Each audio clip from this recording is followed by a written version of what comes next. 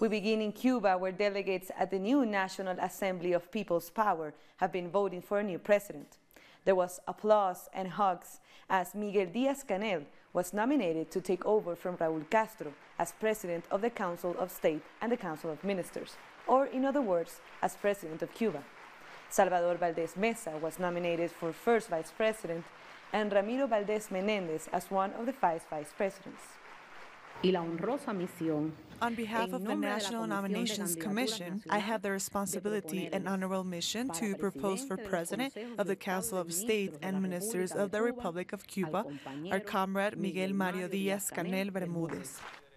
The members of the National Assembly, including Miguel Díaz-Canel and Raúl Castro, went to cast their votes.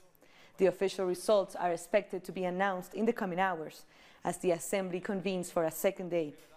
Both Díaz-Canel and the rest of the 605 recently elected members of the Assembly are seen as a new generation of leaders expected to continue the work of the revolution, which began with Fidel Castro 59 years ago. So what more do we know about Miguel Díaz-Canel? He was elected first Vice President of the State Council in February 2013. He led projects in education, science, culture, and sports. He is the first government leader to be born after the revolution in 1960. He will be 58 years old on April 20 this Friday. Díaz-Canel was an officer in the Revolutionary Armed Forces from 2009 until 2012 and later became a university professor. Isaac Saini from the Canadian Network on Cuba and professor at the Dalhousie University explained how Cuban democracy is sometimes misrepresented in mainstream media. So I think one of the things they've done is constantly to create sort of like a myth about Cuba in which it's so focused on Fidel Castro or Raúl Castro, ignoring the institutions and operate and ignoring the role of the people in basically guiding the revolution and in terms of the people establishing the consensus time and time again to defend independence, social justice, sovereignty, and self-determination. What's also interesting about this particular Council of State is people have spoken about the fact that more than 50% of Cuba's National Assembly delegates are females. The Council of State is a very important body, it's a very important authoritative body.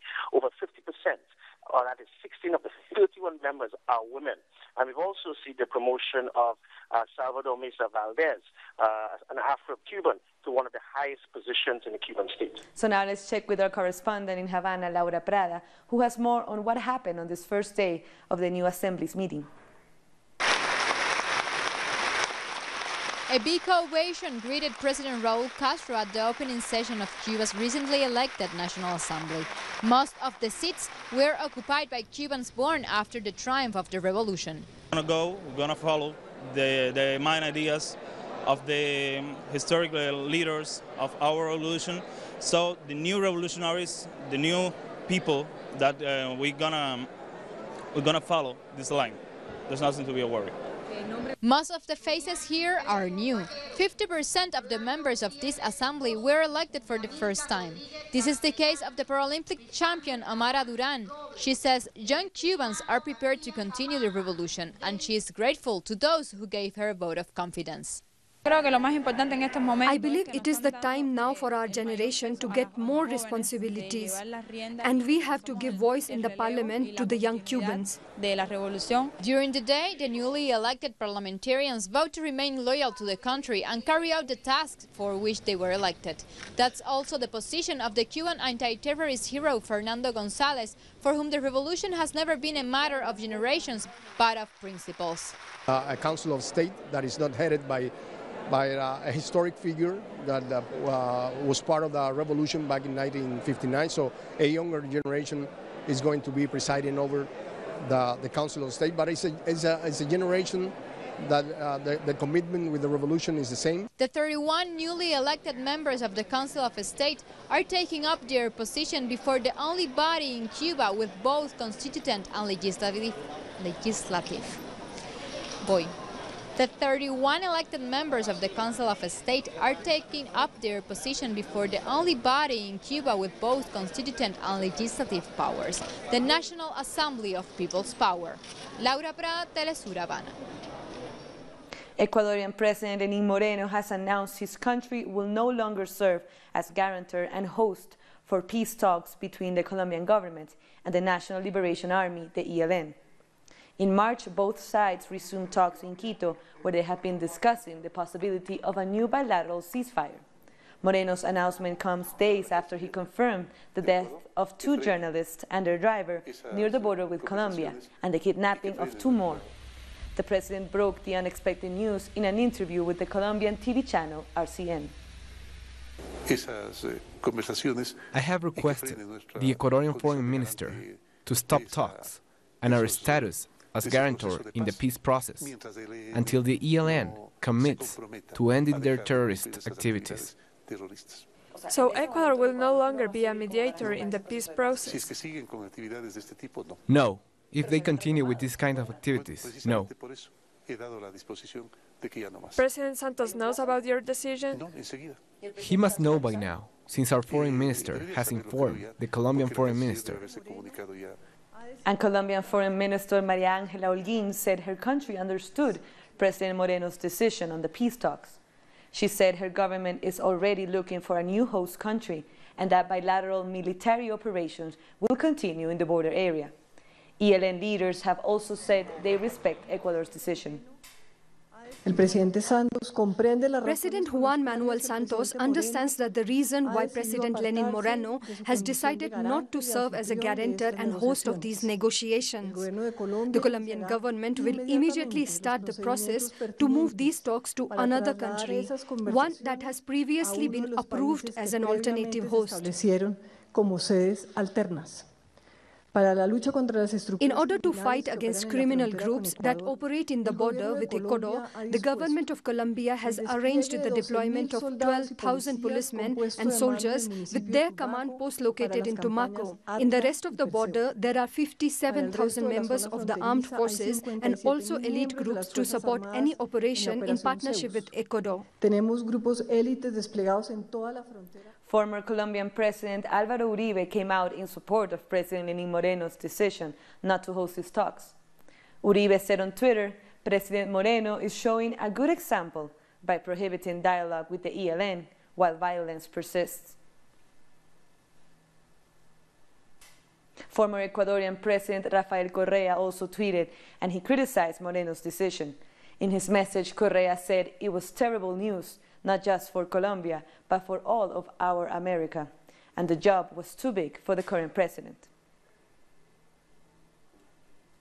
Meanwhile, Colombia has confirmed the capture of one of the leaders of the Oliver Sinesterra group, responsible for the attacks in the border area. The leader is known as Brian. They are accused of direct responsibility for the terrorist acts committed this year in the Guayacana and Lorente region in Colombia. Today, they have committed up to 7 criminal acts against the civilian population and against the authorities. The Catholic Church in Colombia has offered to help facilitate the release of the kidnapped Ecuadorians in the border between the 2 countries. Monsignor Héctor Fabio Henao made the announcement on Tuesday.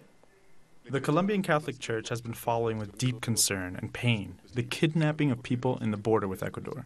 We would like to express our solidarity and closeness to the Ecuadorian people and media, especially towards the relatives of the victims. Also in Colombia, FARC member Jesus Santrich has been transferred to La Picota prison in southern Bogotá. Santrich will remain in the high-security complex until his case is solved. His legal team will try to prevent his extradition to the U.S. Santrich was arrested at the request of the DEA, the Drug Enforcement Administration, via the United States Embassy in Colombia, accused of drug trafficking. We'll take a short break now, but join us after this look at what our multimedia colleagues have to report.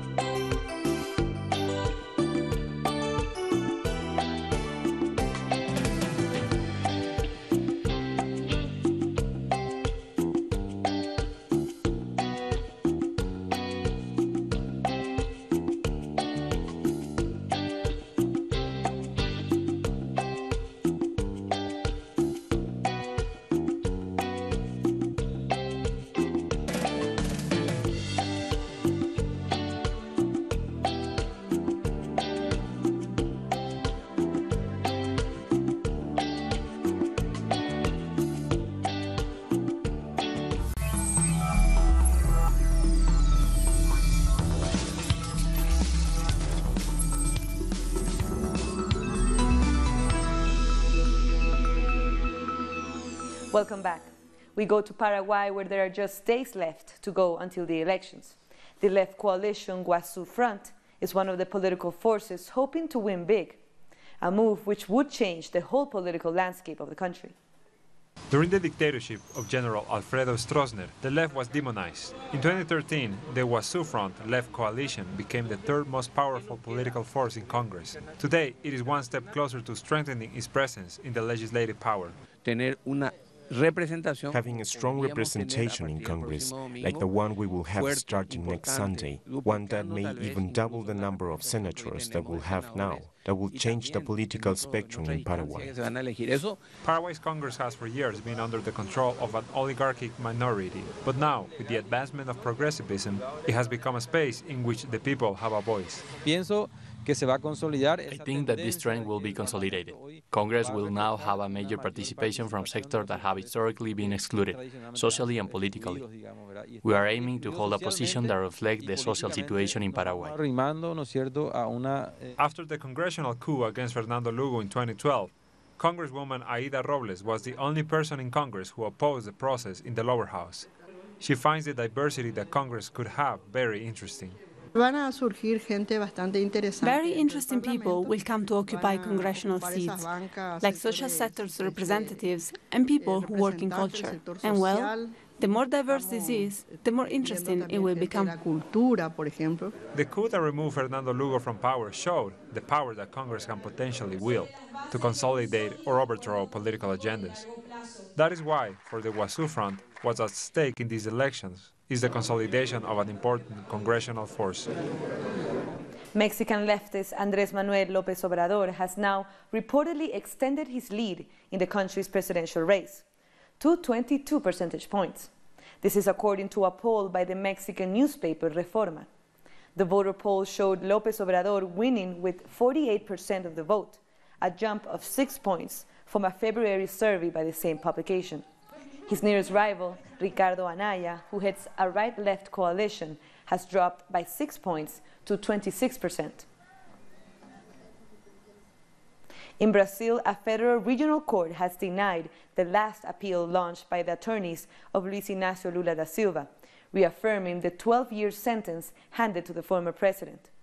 Lula da Silva's defense team will still be able to appeal his sentence before the Superior Court of Justice and the Supreme Federal Court.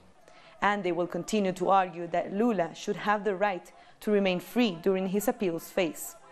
The former president continues to be held in detention in Curitiba, where social movements are holding a protest camp to demand his immediate freedom. Still in Brazil, Greenpeace is urging authorities to stop the oil company Total and its plans to drill near the mouth of the Amazon. According to the campaign group, a massive coral reef was found in the area where the French oil company wants to drill, 120 kilometers off the Brazilian coast. Greenpeace says the area is a rich habitat for reef creatures and warns that an oil spill would have a tremendous impact on biodiversity, not only in Brazil but also in other Caribbean countries. We have no way of knowing what they saw in the region, if they knew of the existence of corals. But we are now here to tell them that we were with a team of scientists and that they did find corals in the region. Total can not longer ignore this. An oil spill there would have a huge impact. It would reach the Caribbean countries. The impact would not only be on Brazil, but also on neighboring countries, and we cannot allow this to happen. It's too risky in such a sensitive area. Risco grande demais para uma região tão sensível. Argentina will receive almost $2 billion of investment to develop tourism in the next few years. The World Travel and Tourism Council announced the investment at a summit on tourism in the Argentinian capital, Buenos Aires.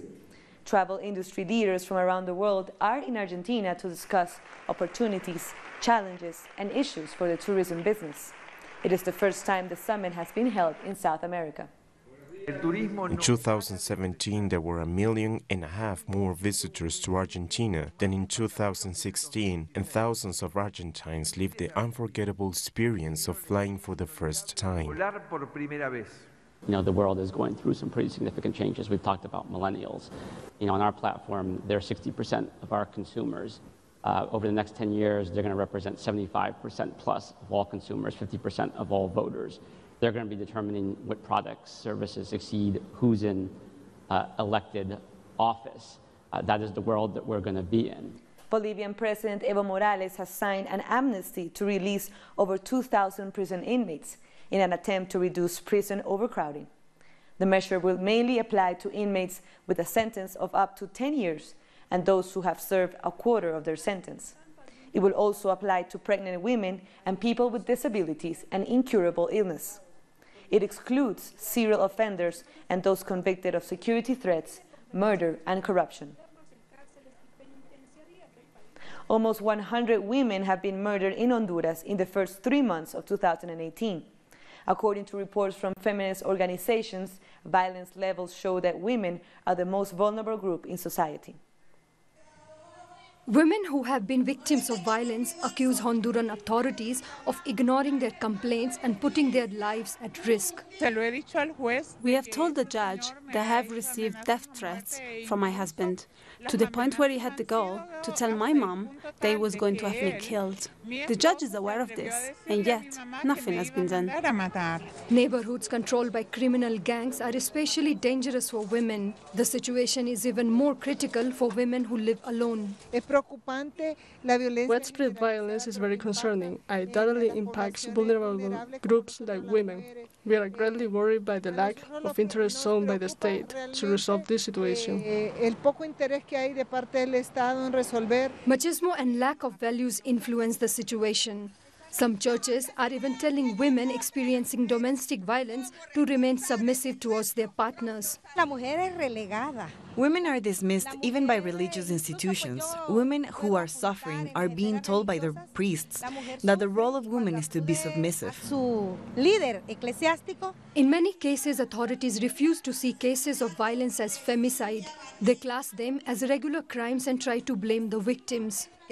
We have to point out the reasons that make a murder a femicide. When it's an act of revenge, when the woman was abused, if she is pregnant, the type of things that are exclusive to women. If there's an uneven distribution of power in the relationship, that is a femicide.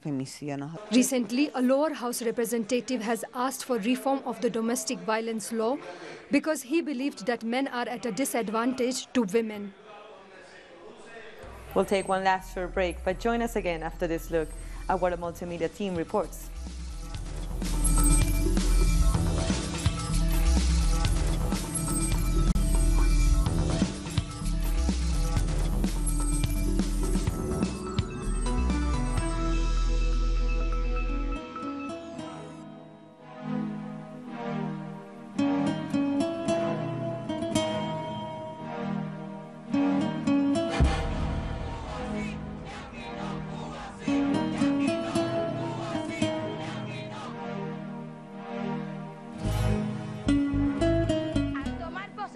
By taking office by our own free conviction in order to keep the loyalty to our country.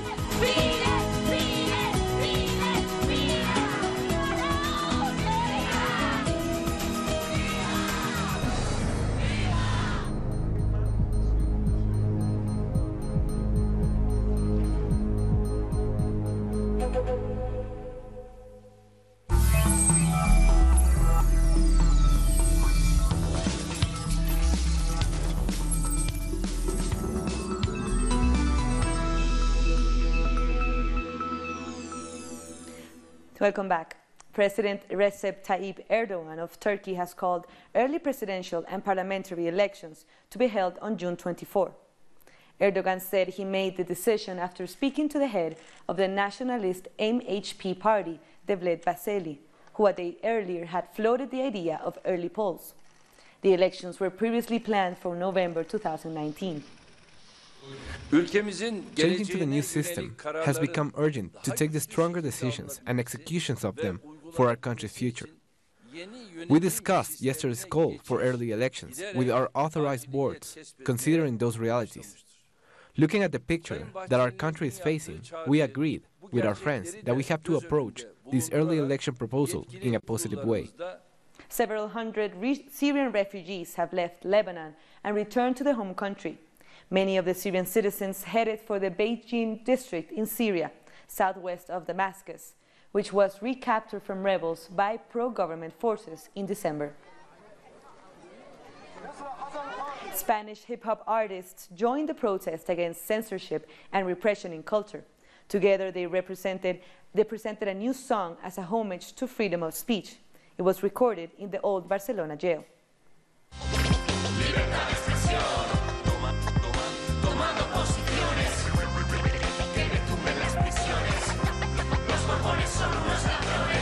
More than 10 rap bands have joined forces to defy the Spanish justice system. This was started by Catalan rapper Paul Lunch. If the Spanish government considers what Baltonic or Hasél or La Insurgencia rhyme as crimes, then I suggest that all of us should be considered criminals. We must show them that criminalizing ideas and political persecution are wrong. When many people commit the same crime, then it is difficult to persecute them all. Nonetheless, we all know the risk that participating in this video means. A tribunal created to fight terrorism condemns more people today than in the ETA years. We are not terrorists. We are not making bombs. We just say what we like to say. We are simply saying what we would like the government to do. That's what freedom of speech is about. We can disagree. But putting people in jail alongside killers for saying what they think, that is too much. That's fascism. Spain is now the European state with the highest number of citizens being accused of terrorist acts, who have not actually harmed anyone. This is the result of an increase in the number of sentences handed out against freedom of speech. Ira Feminista is one of the groups participating in this collective video. Rap is a political tool, one of the few things the youth has that allows them to communicate among themselves and others. No kind of punishment will stop us, and we think that the louder we are, the better it is. The song called "The Bourbons Are All Thieves" is one of the actions taken by the No Callaremos movement. The song called "The Bourbons Are All Thieves" is one of the actions taken by the No Callaremos movement. They are one of many artists and groups currently fighting against censorship and in support of freedom of speech. Protests continue in Armenia against the government, and here's more on that and other stories making headlines from around the world. Thousands of demonstrators have rallied in Armenian capital Yerevan to protest against former President Sargsyan becoming Prime Minister. During the march, police detained dozens of anti-government protesters.